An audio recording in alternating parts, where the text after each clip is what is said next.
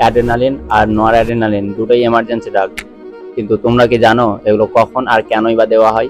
তাহলে বোঝো, alpha receptor ভেসেলসে থাকে আর এটি ভ্যাসোকনস্ট্রিকশন করে, তাই ব্লাড প্রেশার বাড়ে। বিটা ওয়ান রিসেপ্টর হার্টে থাকে, যা কার্ডিয়াক আউটপুট আর হার্ট রেট বাড়ায়।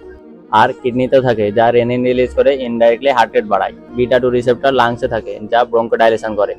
এবার বোঝো, নয় অ্যাড্রিনালিন মানে আলফা ওয়ান অ্যাগনিস্ট, যা আলফা ওয়ান রিসেপ্টরকে অ্যাক্টিভ করে। So alpha one receptor vasoconstriction করে বিপি বাড়ায়, যেখানে হার্ট রেট নর্মাল আবার কার্ডিয়াক আউটপুটও নর্মাল, কিন্তু ব্লাড প্রেশার খুব কম, যেমন সেপটিক শক। সেই সব ক্ষেত্রে নর অ্যাড্রিনালিন ফার্স্ট চয়েস।